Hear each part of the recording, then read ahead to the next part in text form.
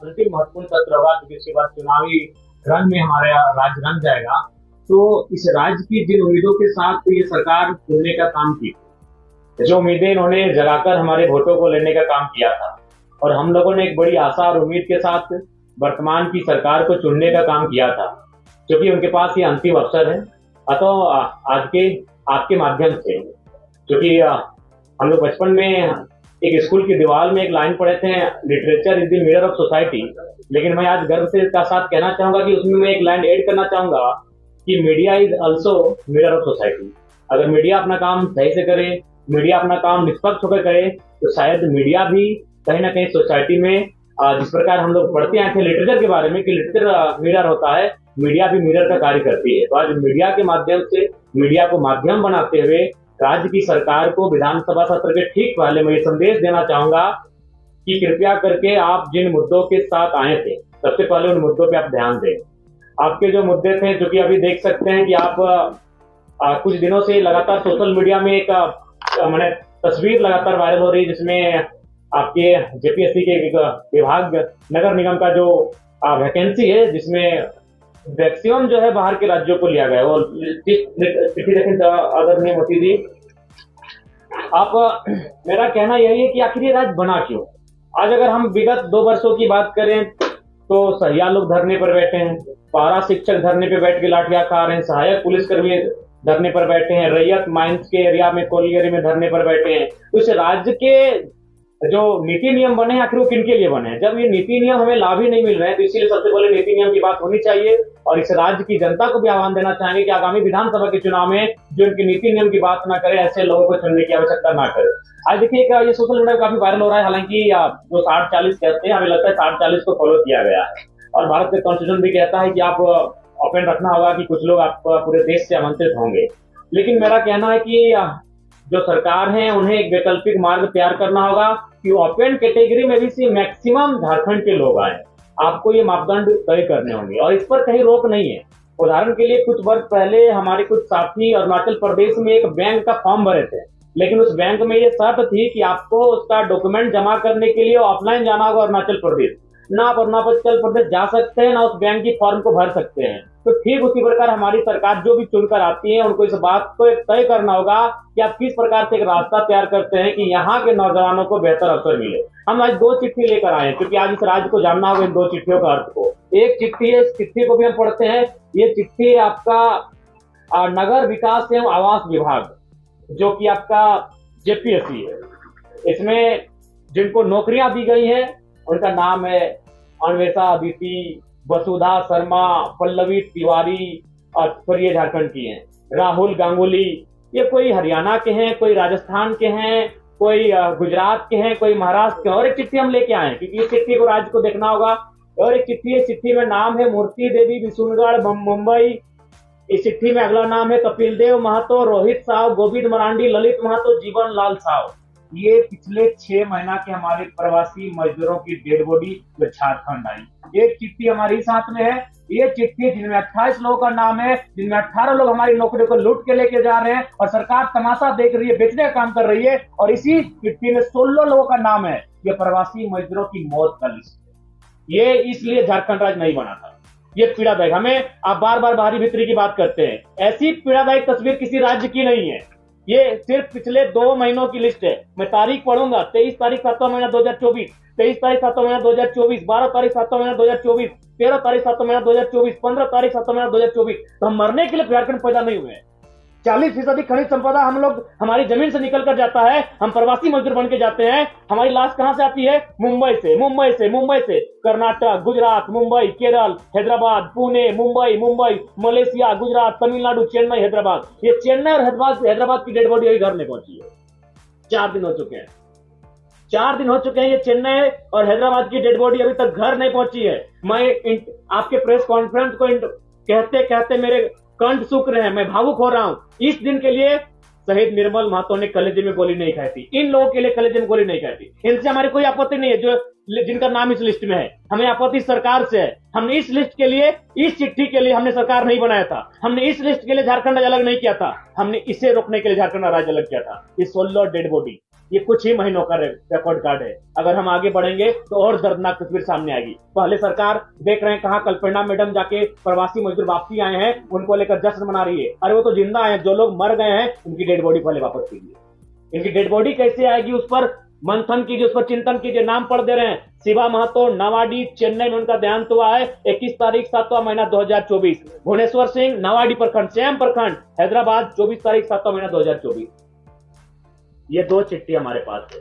अब ये 2 चिट्ठी देखकर राजवासी तय करेंगे कि कब तक आखिर हमारे भोले वाले राजवासी इनके झांसों में ठगे जाएंगे। एक चिट्ठी जिनमें 28 नौकरियों का जिक्र है, ठीक है 60-40 अनुपालन हुआ है, ठीक है ये बी ग्रेड की नौकरियां हैं, लेकिन आप जो अपेंड टू ऑल है उसमें आपको कुछ रास्ते तैयार करने होंगे। जैसे गुजरात और उड़ीसा में हमारे कई साथी जब इंटरव्यू के लिए गए, उनको गुजराती और उड़िया भाषा में इंटरव्यू का पेपर दिया गया, उस भाषा में उनको इंटरव्यू का लेटर दिया गया। तो ये राज्य सरकार को सोचना होगा कि आप इस चिट्ठी को कैसे इस चिट्ठी को और इस चिट्ठी को कैसे आप सुधार करते हैं। यह नहीं होगा। इस चिट्ठी के लिए, इस पेपर के लिए हमने झारखंड राज्य अलग नहीं किया था, हमने इस पेपर को समाधान करने के लिए झारखंड राज्य अलग किया था कि 40% खनिज संपदा देने वाला राज्य आज 2 महीनों में 16 प्रवासी मजदूर, उनका मृतक शरीर इस वतन में, इस प्रांत में वापस आता है। यह दुर्भाग्य का विषय है। तो इसलिए आज के हमारे प्रेस कॉन्फ्रेंस का उद्देश्य स्पष्ट है कि जो विधानसभा का सत्र जाएगा, 81 के 81 विधायकों को यही संदेश होगा कि आप कैसे यहाँ के नियोजन में,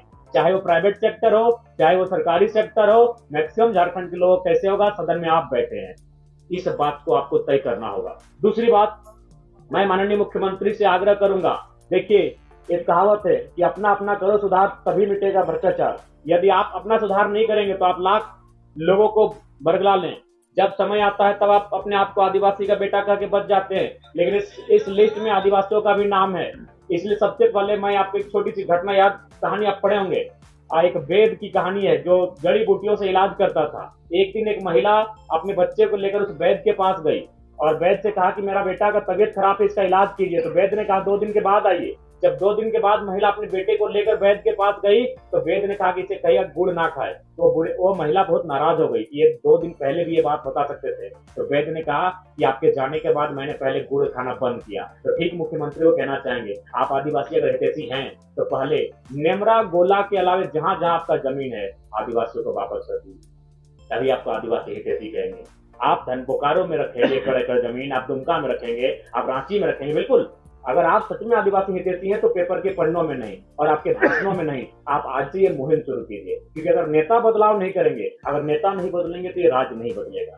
तो इसलिए उनसे हम पहले आह्वान करते हैं और बाकी तो हम लोग विधानसभा के लिए तैयारी कर चुके हैं। विधानसभा में हमारी पुरजोर उपस्थिति होगी और उम्मीद करते हैं कि इस बार का विधानसभा का चुनाव उस उद्देश्य के साथ लड़ा जाएगा जिस उद्देश्य के साथ इस झारखंड राज्य को अलग किया गया था। और उसके लिए तमाम राज्य से हमें अच्छा समर्थन मिल रहा है, पूर्ण समर्थन प्राप्त हो रहा है, तमाम वर्ग के लोग जुड़ रहे हैं, अब एकेडमिक बौद्धिक लोग भी हमारे साथ जुड़ने लगे हैं और हम उम्मीद करेंगे कि इस राज्य की बेहतरी के लिए एक बेहतर कार्य करके जाए।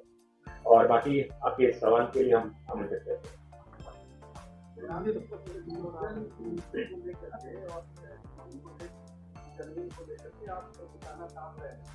आपके पास क्या कोई आंकड़ा है जहाँ पे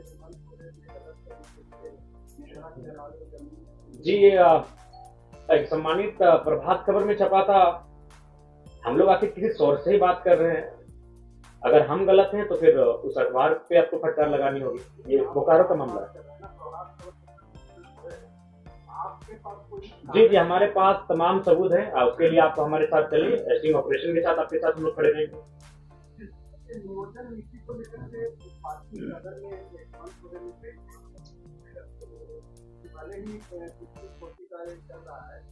प्रयास रहेगा कि 80% जो लोग हैं वो तो कैसे करेंगे आप वो? जी, उसके लिए हम लोग सुझाव देना चाहेंगे कि जिस प्रकार से BC1 BC2 का आपने कैटेगराइज किया है, सेंट्रल लिस्ट में OBC है और जब वो राज्य में आता है तो BC1 BC2 बन जाता है। तो एक सुझाव हमारा रहेगा कि आप जनरल 1 और जनरल 2 में परिभाषित करें। आप 60-40 के बाद जो 20 आएगा उसको जनरल 1 में रखें और बाकी जो अगला 20 आएगा उसको जनरल 2 में रखें। जनरल 1 में ये शर्त रखें कि इसमें जो भी भरेंगे वो झारखंड के ही भरेंगे और उनका आधार होगा कि खतियान के आधार पर आपकी जो आवासीय प्रमाण पत्र निर्गत होंगे, आपके जाति प्रमाण पत्र निर्गत होंगे, झारखंड से निर्गत होंगे। और उसके बाद जो आप जनरल 2 रखेंगे जिसमें बाकी 20 बचेगा, तो उसमें आप पूरे हिंदुस्तान का मंत्र कीजिए।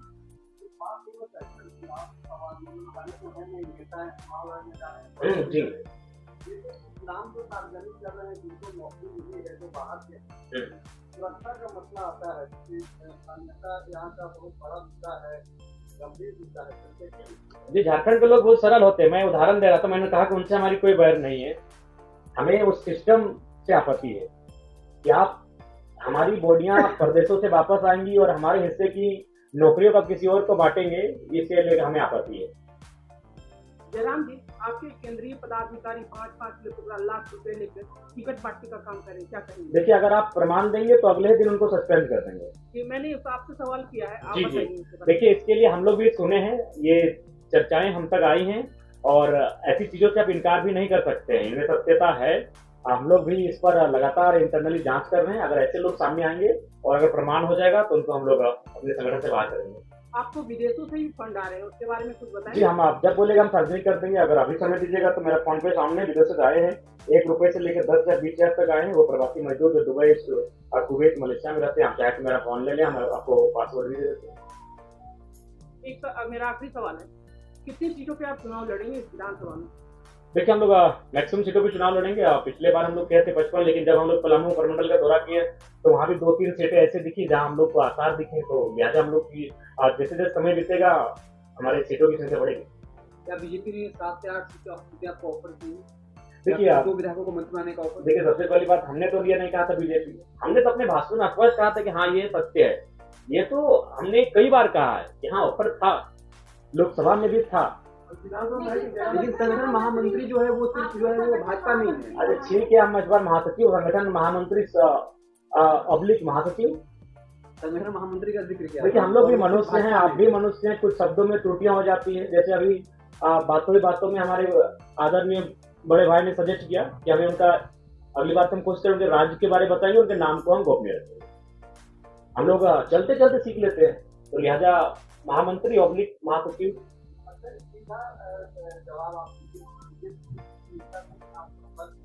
नहीं, संपर्क में नहीं है, हम संपर्क में नहीं है, वे लोग हमसे संपर्क में थे और फिलहाल कुछ दिनों से कटे हैं।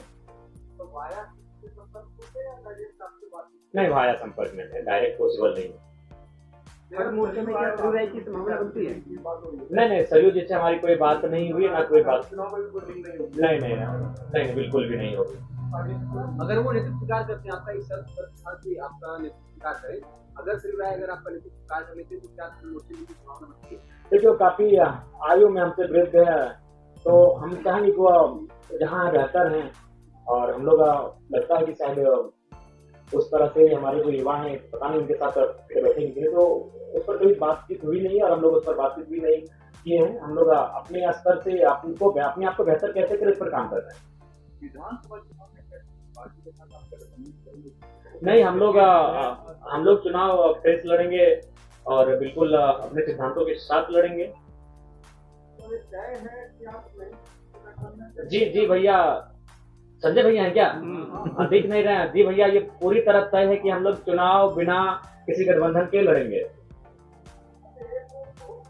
बड़ा फैसला आया है सुप्रीम कोर्ट का, जी, 25 साल से लंबित मामला था, जिसमें यह फैसला दिया गया है राज्यों के हिस्से में। बोला गया है कि करीब जमीन का जो है राज्य अब टैक्स लगा सकता है। पहले जो राजनीतिक व्यवस्था थी, इसके अलावा टैक्स का जो है आज फैसला बताया।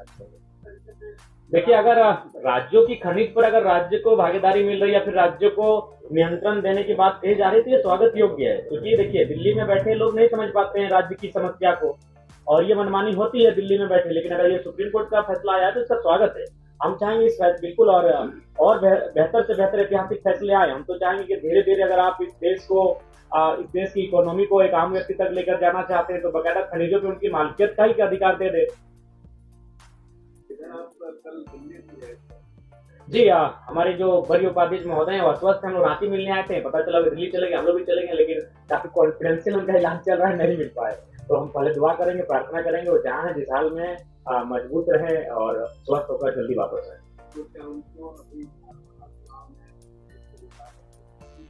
देखिए, ये तो हमारे संगठन का फीडबैक तय करेगा, ये जनता का भी फीडबैक जो सर्वे टीम करने जाएगी वो तय करेगी, स्क्रीनिंग कमेटी के पास जो रिपोर्ट पहुंचेगी वो तय करेगी, संसदीय बोर्ड तक जो आएगी वहां तय होगी। इस बार थोपे हुए लीडर नहीं दिए जाएंगे और ना ही केंद्र अध्यक्ष जिनसे उनकी मित्रता है, गहरी मित्रता है, वो कोई उनके फेवरेट हैं, उनको हम मैदान में उतार देंगे, ऐसा भी भूल हम लोग नहीं करेंगे। नहीं, अभी कहीं किसी का तय नहीं हुआ है, मेरा खुद का तय नहीं हुआ है कि हम लोग कहाँ चुनाव लड़ेंगे।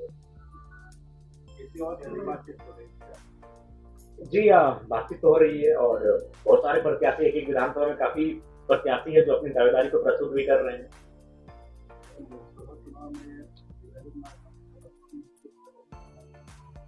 जी बढ़िया रहा है, हमारे सभी प्रत्याशियों का परफॉर्मेंस बढ़िया रहा है। रांची रहे, हजारीबाग रहे, धनबाद रहे। देखिए दावेदारी संगठन के वोट है, वोट प्रत्याशी के लिए संगठन के वोट हैं, तो संगठन तय करेगी। क्योंकि हम लोग जब ये चुनाव हम लोग नहीं लड़े तो उस समय ही हम लोग कहते कि संभावना बनेगी कि लोकसभा में जिनको अवसर मिलेगा, विधानसभा में थोड़ा सा, लेकिन कुछ चेहरे हैं जिनको रिपीट भी किया जाएगा, तो संगठन तय करेगी। वहां का जो फीडबैक सामने निकल कर रहेगा वो सारी चीज तय करेगी। जी बहुत जो काफी फॉल्ट आ रहे हैं, त्रुटियां आ रहे हैं, दीदी ने भी शिकायत को सजेस्ट किया, जो भी शिकायतें सामने आएंगी उनको सख्त हिदायत दी जाएगी कि अनुशासन में रहेंगे। अनुशासन अगर भंग होती है तो पार्टी उन पर कड़ी कार्रवाई करेगी। बिल्कुल, देखिए उनको लेकर हमेशा एक स्वागत का नजरिया हम लोगों की टीम में रहा है, क्योंकि जब आंदोलन का स्टार्ट हुआ था उन्होंने जेएमएम को छोड़ने का काम किया था, बकायदा जो सरकार में है उस संगठन को, उस टीम को छोड़ने का काम किया था। तो मुझे लगता है कि अगर वो आते हैं तो उनके लिए हम लोग पॉजिटिव है। जयराम जी, आपकी प्रत्याशियों की पहली लिस्ट कब आने की? हमें लगता है कि इस महीने में, क्योंकि सावन का महीना है, हम लोग का खेती बाड़ी का भी महीना, झारखंड खेती बाड़ी का प्रधान राज्य है, तो खेती करते करते पहली लिस्ट आप सबों के सामने होगी।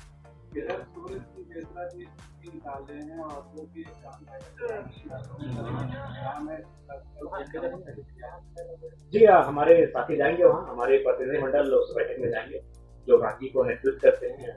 अगर देवेंद्र जी होते तो शायद हो जाते, तो ऐसी परिस्थिति में विफलता हैं, विराट जी हैं, बहुत सारे हैं साथी, हो जाके उस बैठक में भाग लेंगे और अपनी राय को रखेंगे।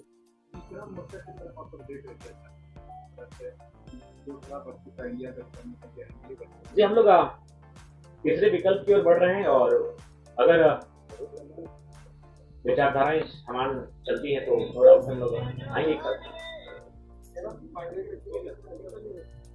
देखिए जहाँ तक पार्टी के रजिस्ट्रेशन का सवाल है, अंतिम पड़ाव की ओर है और हमें आशा है कि एक सप्ताह के भीतर हम लोग का पार्टी का रजिस्ट्रेशन नंबर अलॉटमेंट कर दिया जाएगा। कुछ त्रुटियां आई क्योंकि कुछ लोग केंद्र तक पहुंचे थे कि हमारी पार्टी का रजिस्ट्रेशन ना हो, जो कि दुर्भाग्य है। लोकतांत्रिक देश है, हमें हराइए, मैदान में उतर कर हराइए, हमें बुरी तरह हराइए, इतना बुरी तरह हराइए कि हम लोग 2029 में चुनाव लड़ने का हौसला न रख पाए, ऐसे हराइए हमें। लेकिन आप पार्टी रजिस्ट्रेशन को डिस्टर्ब करते हैं, ये थोड़ा सा लोकतांत्रिक देश में उचित नहीं। संसद में बजट पास हुआ है, झारखंड को जो मिला है क्या आप इससे संतुष्ट? नहीं, बिल्कुल संतुष्ट नहीं है। झारखंड को जो मिला है बहुत सारी खामियां हैं और हम लोग संसद की जब आपने बात कही है तो हम जितने भी हमारे 14 नवनिर्वाचित सांसद चुन के गए हैं उनसे भी हमारा संदेश होगा कि जो झारखंड को एक विशेष राज्य दिलाने के लिए अपनी आवाज को बुलंद करे और विशेषकर जो झारखंड के जमीन संबंधित कानूने हैं उनको लेकर अपनी आवाज को बुलंद करें। झारखंड के जो विस्थापितों के मामले हैं उनको लेकर अपनी आवाज बुलंद करें और आपके बातों ही बातों में पता चलेगा आज केंद्रीय मंत्री भी आए हैं, तो अगर उन तक हमारी आवाज नो डाउट जाएगी ही, कहीं ना कहीं उनके कानों तक जाएगी किसी न किसी माध्यम से। तो उनको हम यही कहना चाहेंगे कि आप आए हैं कोयलांचल में आपका स्वागत है, लेकिन आप कोशिश कीजिएगा कि कोयलांचल के कोयले में जो आग लगी है केवल उसको देख के मत जाइएगा, कोयलांचल के जो विस्थापित हैं उनके कलेजे में जो आग लगी उसको भी देखकर जाइएगा।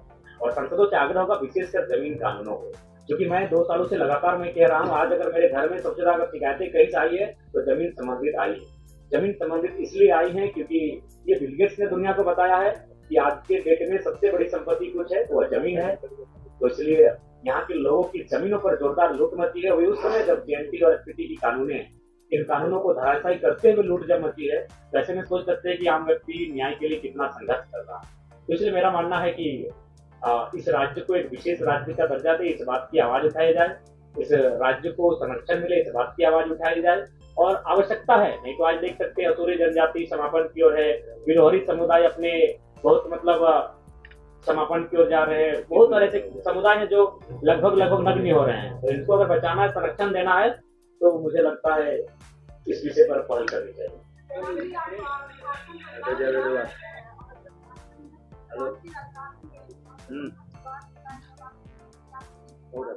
देखिए, सबसे पहली बात, अच्छा एक बात बताइए, हम ऐसा थोड़ी कहीं हम लोग पिकनिक स्पॉट पे बैठे हैं। सबसे पहली बात, अगर रिजवान जी को कुछ होता है, मोतीलाल जी को कुछ होता है, संजय जी को कुछ होता है, मनोज जी को कुछ होता है, देवेंद्र जी को कुछ होता है, तो पूरा राज्य जानता है। लेकिन हम जहाँ पे वहाँ 3 दिनों से हफ्ते उगा सकते हैं। अगर वहाँ समस्याएं नहीं होती हमारे, हम समस्याओं के बीच ही रहते हैं। तो इसलिए सबसे पहली बात, आपको इस बात को जानना होगा कि एक समय में कई आंदोलन हम लोग करते हैं। जैसे एक दिन 4 जगह हमारे टीम धरना पर बैठी थी, या चारों जगह कहीं 7 लाख, कहीं 12 लाख, कहीं 16 लाख मौजा लिखी होगी। तो हर जगह जयराम महतो का जा पाना संभव नहीं है। हर आंदोलन को हम लोगों ने समर्थन किया है। तो संगठन इसीलिए होता है। आप किसी भी संगठन की बात कीजिए, क्या हर जगह आजसू या जनन के केंद्रीय अध्यक्ष पहुंचते हैं? तो नो डाउट आज बीते 2 सालों में जनता की उम्मीद बनकर अगर कोई आया है तो हमारा संगठन आया है। आप बगोदर का उदाहरण ले लीजिए, 21 दिन बाद मजदूर की डेड बॉडी घर पहुंची, लेकिन मुआवजा 5वें दिन पहुंचा था।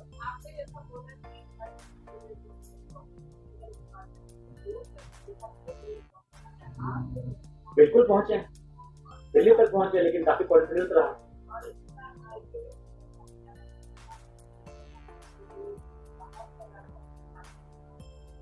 ऐसा आपको किसने कहा? नहीं, बिल्कुल सच्चाई नहीं। अब बाकी अगर कुछ लोग ऐसा माहौल बनाते हैं तो बड़ा दुर्भाग्य है। अच्छा एक बात बताइए, देवेंद्र नाथ जी आज कई वर्षों से आंदोलन कर रहे थे, आज हम लोग साथ में, आज रांची सीट को खुद लड़ना नहीं चाहते थे, हमने पर्सनली उनको रांची सीट लड़वाया कि वहाँ कोई चुनाव प्रत्याशी नहीं है हमारा। आज मान के चलिए अच्छा सम्मानजनक वोट लाए, तब लोग की उनकी निराश पड़ी। तो ये चीजें अगर कोई कह रहा है तो हमें लगता है बहुत ही दुर्भाग्य का विषय है। बीजेपी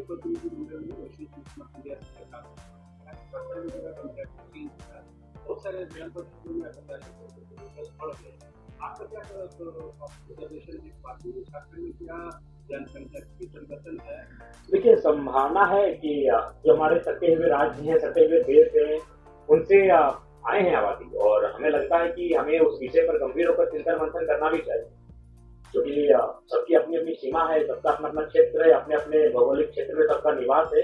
इस बात का ध्यान होना ही चाहिए। देखिए, इस बात के लिए इसलिए मैं कहना चाहूंगा क्योंकि लोग भी इस बात को कहते हैं कि मान के चलिए कि भारत एक संवैधानिक देश है, कोई आता है, रहता है, बसता है, लेकिन मैं बार बार इस बात को कहता हूँ कि अगर कोई आके यहाँ बसता है और उसके बसने से अगर हमारी जो आबादी है उस पर अगर कोई प्रतिकूल प्रभाव ना पड़े तो स्वीकार कीजिए, लेकिन अगर उससे अगर प्रतिकूल प्रभाव पड़ता है, उनकी भाषा, संस्कृति, परंपरा, उनके, तो मुझे लगता है वहाँ प्रतिबंधित क्षेत्र होना चाहिए।